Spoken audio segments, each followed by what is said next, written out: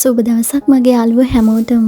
ඔන්න ඉතින් ඔයාලට පොරොන්දු වෙන විදිහට මම කියවනේ සතියක් යනකම් එක දිගට වීඩියෝස් අරගෙන එනවා කියලා. ඉතින් මේ තියෙන්නේ දෙවෙනි වීඩියෝ එක. මේ නම් උදේට මම ඊයේ රෑ ගෙනාවු පාන් වගේක් ඉතුරු වෙලා තිබුණා. ඒකත් එක්ක පොල් සම්බෝලයක් හදාගත්තා උදේට කන්න. ඉතින් මේක තිබුණ නිසා තමයි මම පොල් සම්බෝලයක් හදාගත්තේ. නැත්තම් එහෙම ওই මොනවා හරි පොඩි දෙයක් කළා ඒකක් මේ විතරයි බොන්නේ උදේට. අනේ මන් දන්නේ උදේට බඩගිනි හැදෙන්නෙත් නැහැ. ගොඩක් වෙලාවට මම තනියෙන් ඉන්නේ. ඒ කියන්නේ හස්බන්ඩ් උදේට වැඩට ගියාට පස්සේ 2:00 3 විතර වෙනවා ගෙදර එන්න. ඉතින් සමහර දවස්වලට ඒ එන්නෙත් නැහැ. හවස් එනවා. ඉතින් ඒ හින්දා මම මේ අර උදේට උයන්න කම්මැලි. උදේට මේ වගේ දෙයක් ඉතුරු වෙලා තිබුණොත් කනවා. නැත්තම් මොනවා හරි දෙයක් කාලා ඒකක් තමයි බොන්නේ. ගොඩක් වෙලාවට දවල් වෙලා උයන්නේ. මොකද අර හස්බන්ඩ් එන්න හවස් වුණොත් එහෙම අපේ රැයට කන්න වෙන්නේ. ගොඩක් ඊතල වෙලා. ඉතින් ඒ හින්දා දවල්ට උයාගත්තාම අවුලක් නැහැනේ. නැත්තම් උදේ උයන්නේ වෙපේ රැයට කන්න. ඒ හින්දා තමයි මම දවල් වෙලා උයාගන්නේ.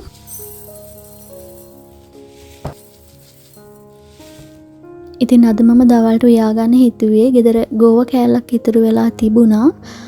ඒකට පරිප්පු ටිකක් දාලා උයන්න. ඊට පස්සේ මුගුණ කොළ ටිකකුත් තිබුණා. ඒකත් මැල්ලුමක් හදලා බිත්තර කරි එකක් හදන්න තමයි හදන්නේ මිරිසට.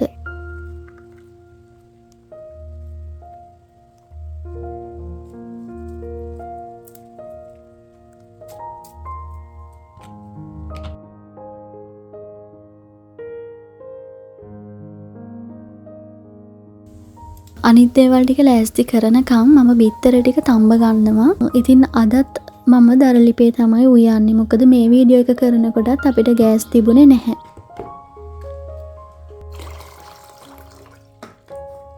මම සාමාන්‍යයෙන් ගෑස් එකක් මාස දෙකමාරක් විතර පාවිච්චි කරනවා. ඉතින් මට ඊට වැඩිය පාවිච්චි කරන්න පුළුවන්. හැබැයි මම බත් එක තියාගන්නේ ගෑස් එකේ නිසා ටිකක් වැඩිපුර ගෑස් යනවා. ඒ නිසා මට සාමාන්‍යයෙන් මාස දෙකමාරක් විතර යනකම් ගෑස් එකක් තියාගන්න පුළුවන්.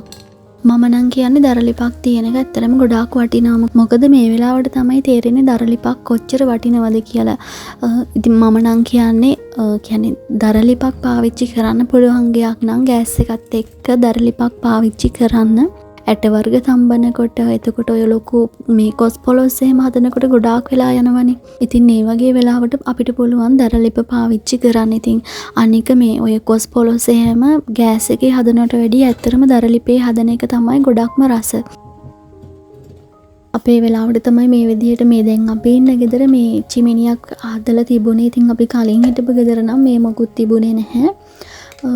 අර දරලිපක් එහෙම තියාගන්න පුළුවන් කමක් නෑ. එතකොට දැන් ඉන්න ගෙදර වෙලාවට චිමිනියක් තියෙන හින්දා මේ අස්පස් කරලා ගත්ත උයා ගන්න නැත්තම් එහෙම උයන්න විදියක් නෑ අපිට. මොකද අර ගෑස් නැති වුණා කියන්නේ දරලිප් තියාගන්න තැනකුත් නැහැ. මොකද අපි රෙන්ට් එකට නින්නේ. ඉතින් අපිට ඕනි තැන්වල ගිහින් උයා ගන්නත් බෑ. ඉතින් එහෙම පොඩි ප්‍රශ්න ටිකක් තියෙනවා. දැන් නම් මම ගෝවා කරි එක හදාගෙන ඉවරයි. ඊළඟට තියෙන්නේ බිත්තර එක හදාගන්න. බිත්තර එක අද මම හදාගන්නේ මිරිසට. ඒ කියන්නේ මේක අර ගොඩාක් මේ හොදි තියෙන්නේ නැති වෙන තමයි හදාගන්නේ. හින්දුමක් විදිහට තමයි හදාගන්නේ බිත්තර කරි එක.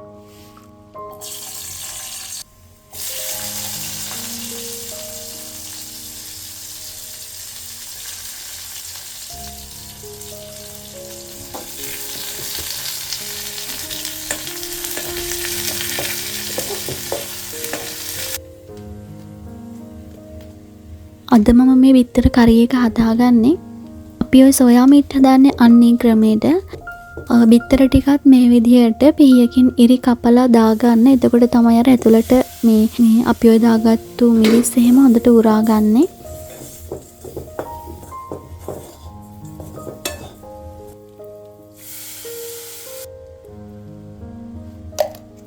ඉතින් බිත්තර එකත් ලිපේ එහෙමම හින්දෙන් අරිනවා මම. එතකන් මම මේ මුගුණ ටික කපා ගන්න තමයි හදන්නේ.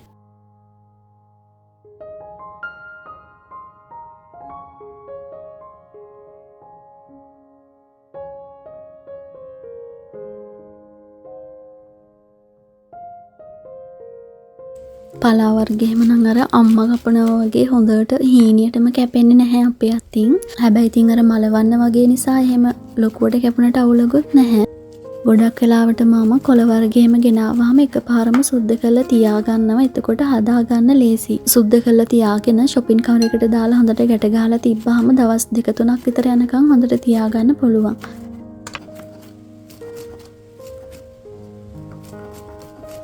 මම කලින් පොල් මැල්ලුම හදාගන්නේ නැහැ. එකපාරම තමයි හදාගන්නේ. ඉතින් මට හිතෙනවා එහෙම මැල්ලුම අර ගලේ කොටලා හදනට වැඩිය මේ විදිහට රසයි කියලා.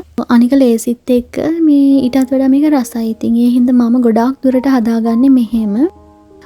අර පොල් මිරිස් ටික තලලා එහෙම හදන වෙලාවලුත් තියෙනවා. හැබැයි ඉතින් ඒකත් එක්ක බලනකොට මට හිතෙනවා මේ විදිහට හොඳයි කියලා.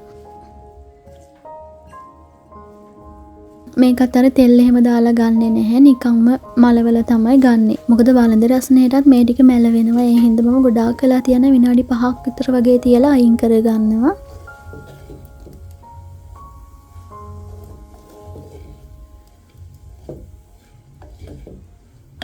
ඉතින් ඔන්න ඔය විදිහට තමයි අද දවසේ මම දවල් කෑම ටික හදාගත්තේ. ලොකු දේවල් නම් නැහැ. ඉතින් අපිට තියෙන විදිහට පුළුවන් විදිහට දවල් කෑම ටික හදාගත්තා.